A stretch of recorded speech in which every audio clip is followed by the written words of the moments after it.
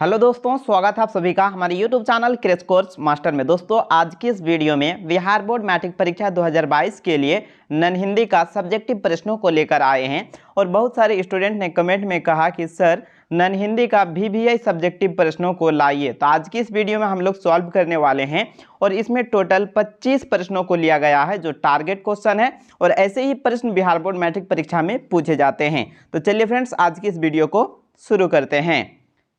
और पहला number question है, क्वेश्चन नंबर 1, निराला को दीनबंधु क्यों कहा गया है? आपको आंसर में लिखना है निराला सच्चे अर्थ में दीनबंधु थे। अपनी शक्ति के अनुसार वे जीवन भर दीन दुखियों की सहायता करते रहे, यानी गरीबों को जो है सहायता करते रहे। जहां सेवा सहायता में सामर्थ्य ना हो सके वहीं हार्दिक सहानुभूति का ही उपयोग करके संतुष्ट पाया। यही कारण है कि निराला को दीनबंधु कहा गया है। निराला जी जो थे वो सच्चे अर्थ में दीनबंधु थे, यानी गरीब मजदूरों के जो है दोस्त थे। अपनी शक्ति के अनुसार वे जीवन भर जो है दीन दुखिया यानी गरीब मजदूरों की सेवा करते रहे और जहां तक सेवा सहायता में सामर्थ्य ना हो सके वहीं हार्दिक सहानुभूति का ही उपयोग करके संतुष्ट पाया। और यही कारण है कि निराला को दीनबंधु कहा गया है। समझ गए? आगे बढ़ते हैं। क्वेश्चन नंबर 2 देखिए, अपने गांव वापस आने पर सुदामा को क्यों भ्रम हुआ? तो आंसर में आपको लिखना है जब सुदामा द्वारिका से अपने घर पहुंचे तो टूटी फूटी मैडिया यानी टूटी फूटी घर के स्थान पर विशाल भवन खड़ा देखा। उन्हें भ्रमे हुआ कि कहीं वे अन्य जगह तो नहीं पहुंच गए। इस प्रकार जो है अपने घर वापस आने पर जो है सुदामा को भ्रम हुआ था।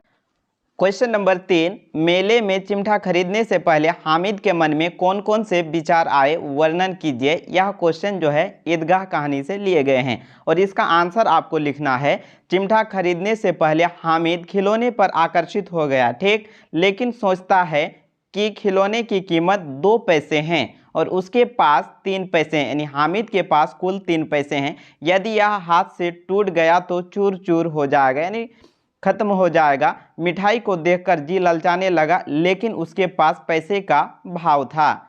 यही सोचा, यानी विचार आए थे उसके मन में। आगे बढ़ते हैं। क्वेश्चन नंबर 4, पद्मा के ललकारने पर भी अशोक ने युद्ध करना स्वीकार नहीं किया। मोस्ट इंपॉर्टेंट प्रश्न है और इसका आंसर आपको शॉर्ट में लिखना है।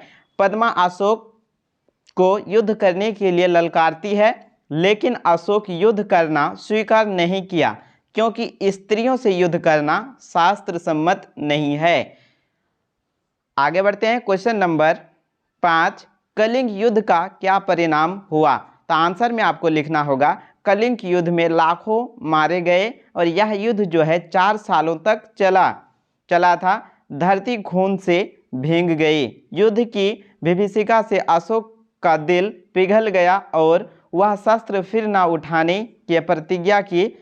वह अहिंसा के मार्ग पर चलने की शपथ ली और बौद्ध धर्म को अंगीकार लिया, यानी बौद्ध धर्म को अपनाया। इसका मतलब ये हुआ कि कलिंग युद्ध में जो है लाखों लोग मारे गए थे और यह युद्ध जो है 4 सालों तक चला था जिससे धरती खून से भीग गई थी। युद्ध की विभीषिका से अशोक का जो दिल है वो पिघल गया और वह शास्त्र फिर न उठाने की प्रतिज्ञा की, यानी कसम खाई और वह अहिंसा के मार्ग पर चलने की शपथ ली थी, ठीक, और बौद्ध धर्म को अपनाया, यानी अंगीकार लिया, ठीक।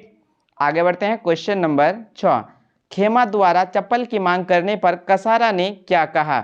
मोस्ट इंपॉर्टेंट प्रश्न है और इसका आंसर आपको शॉर्ट में लिखना है। और बहुत सारे स्टूडेंट क्या करते हैं, भर भर के कॉपी लिख देते हैं जिसमें उसको 0 नंबर ही मिलता है क्योंकि वो सोचते हैं कि ज़्यादा लिखेंगे तो शायद फुल नंबर मिलेगा, लेकिन ऐसा नहीं होता है। अगर आप आंसर जो है सही लिखते हैं और एक ही लाइन में जवाब दे देते हैं तो ये आपका बहुत ही अच्छा है। इसमें जो आपको फुल नंबर मिलने की संभावना है, ना कि कॉपी फुल करने से नंबर मिलता है, ठीक। तो देखिए हम आपको बताते हैं इसका आंसर कैसे लिखना। तो आंसर में लिखना है खेमा द्वारा चप्पल की मांग करने पर कसारा ने कहा अभी रख देगा चप्पलें सिर पर, यानी अभी रख दो चप्पल सिर पर चल अपना काम कर, बड़ा आया चप्पलें पहनने वाला। खेमा ने उसे जवाब दिया था कि अभी खेमा द्वारा चप्पल की मांग करने पर जो है कसारा ने कहा था उसे कि अभी रख देगा तुम्हारी चप्पल सिर पर और अपना काम कर, यही सब पूछा था। तो इसका आंसर में आपको ऐसे ही लिखना है कि खेमा द्वारा चप्पल की मांग करने पर कसारा ने कहा कि अभी रख देगा चप्पलें सिर पर, चल अपना काम कर, बड़ा आया चप्पलें पहनने वाला, ठीक, आगे बढ़ते हैं। क्वेश्चन नंबर 7, अपने पैरों पर पानी गिराने से खेमा को तसल्ली क्यों मिलती थी? तो आंसर में लिखना है गर्मी के कारण उसका नंगे पैर जलता था। जलते पैरों पर पानी गिरने से खेमा को क्षणिक तसल्ली मिलती थी, यानी कुछ समय के लिए तसल्ली मिलती थी। आगे बढ़ते हैं। क्वेश्चन नंबर 8, किन परिस्थितियों में खेमा के पिता ने उसे बेच दिया था? तो आंसर में आपको लिखना होगा खेमा के पिता आर्थिक तंगी से जूझ रहा था। खेमा के माता पिता ने बच्चों के भरण पोषण के दायित्व से मुक्त होने के लिए उसे बेच दिया था। ठीक है। और नेक्स्ट क्वेश्चन है क्वेश्चन नंबर 9, उभरी नसों वाली हाथ का क्या अर्थ है? तो आंसर में लिखना होगा अगरबत्तियां निर्माण में सतत हाथ से काम करने के कारण हाथ की नसें उभर आई है, जो सक्रिय श्रम का घोतक है। आगे बढ़ेंगे। क्वेश्चन नंबर 10, कर्पूरी ठाकुर का जन्म कब और कहाँ हुआ था? तो आंसर में आपको लिखना होगा, आंसर में कर्पूरी ठाकुर का जन्म 24 जनवरी 1921 में समस्तीपुर के पितोसिया नामक गांव में हुआ था। आगे बढ़ते हैं। क्वेश्चन नंबर 11, कर्पूरी ठाकुर को कौन कौन सा कार्य करने में आनंद मिलता था? तो आंसर में लिखना होगा कर्पूरी ठाकुर को गीत गाने और गांव की मंडली में डफ बजाने में आनंद मिलता था। यही सब कार्य करने में उसे आनंद मिलता था। और कर्पूरी ठाकुर जो थे बिहार के पूर्व मुख्यमंत्री भी रह चुके हैं।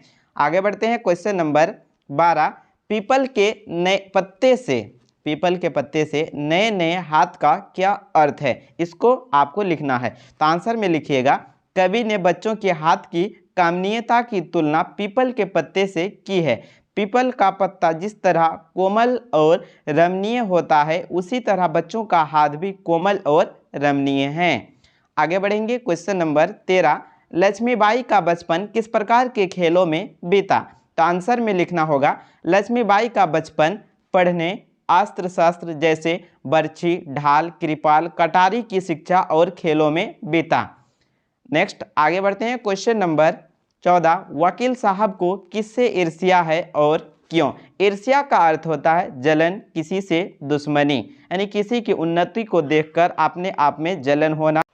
आंसर में लिखना है वकील साहब को बीमा एजेंट से ईर्ष्या है, क्योंकि उसके वैभव से वह जलते रहते हैं और सोचते हैं कि उसकी मोटर, उसकी मासिक आय और उसकी तड़क भड़क उनकी हो जाए।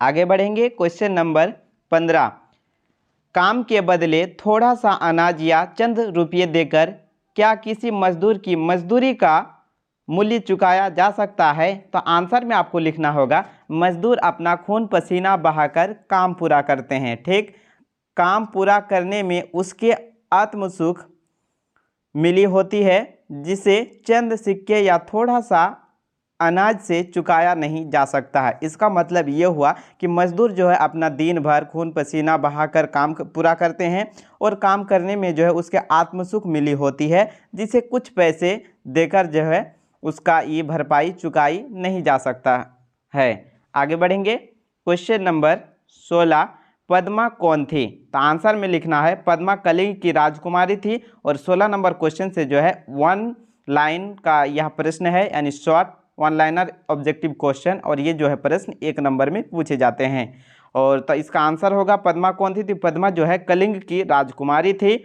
आगे बढ़ेंगे। क्वेश्चन नंबर 17, अशोक कलिंग पर क्यों आक्रमण किया? तो आंसर में लिखना होगा अशोक कलिंग पर विजय हासिल कर उसे अपने राज्य में मिलाना चाहता था। आगे बढ़ते हैं। क्वेश्चन नंबर 18, अशोक और कलिंग के बीच कितने दिनों से युद्ध जारी था? तो आंसर होगा इसका सही अशोक और कलिंग के बीच 4 सालों से युद्ध जारी था। यह प्रश्न जो है 1 नंबर में भी पूछे जाते हैं और सब्जेक्टिव क्वेश्चन में 2 नंबर का पूछा जाता है, यानी इसी को लिखना होगा, बस 1 लाइन लिखना होगा, आपको 2 नंबर मिल जाएंगे। क्योंकि इसका आंसर जितना शॉर्ट लिखेगा उतना ज़्यादा नंबर मिलता है। बहुत सारे स्टूडेंट क्या करते हैं कॉपी भर भर कर या फिर 2-4 लाइन में लिख देते हैं, जो कि बिल्कुल गलत है। अगर आपका आंसर 1 ही लाइन में कंप्लीट होता है तो आप 1 ही लाइन लिखिए, अगर 2 लाइन में कंप्लीट होता है तो 2 लाइन लिखिए। इससे क्या होगा, आपको जो है नंबर फुल मिलेगा। तो चलिए आगे बढ़ते हैं। क्वेश्चन नंबर 19, ईर्ष्या तू ना गई मेरे मन से किसकी रचना है? तो आंसर होगा ईर्ष्या तू ना गई मेरे मन से रामधारी सिंह दिनकर की रचना है। आगे बढ़ेंगे। क्वेश्चन नंबर 20, ईर्ष्या का क्या काम है? तो आंसर है ईर्ष्या का काम जलाना है। नेक्स्ट क्वेश्चन, क्वेश्चन नंबर 21, ईर्ष्या क्या है? तो आंसर में लिखना है आपको ईर्ष्या मनुष्य का चारित्रिक दोष ही नहीं बल्कि आनंद में बाधक है। आगे बढ़ते हैं क्वेश्चन नंबर 22। किसने कहा तुम्हारी निंदा वही करेगा जिसकी तुमने भलाई की है? तो आंसर में लिखना होगा इसे जो है ईश्वर चंद्र विद्यासागर ने कहा था कि तुम्हारी निंदा वही करेगा जिसकी तुमने भलाई की है। इसका मतलब यह हुआ कि मदद की है, हेल्प। आगे बढ़ते हैं क्वेश्चन नंबर 23। ईर्ष्या से बचने का क्या उपाय है? तो आंसर में लिखना है ईर्ष्या से बचने का उपाय मानसिक अनुशासन है। आगे बढ़ते हैं क्वेश्चन नंबर 24। कबीरदास किस काल के कवि थे? तो आंसर में लिखना होगा कबीरदास भक्ति काल के भक्त कवि थे।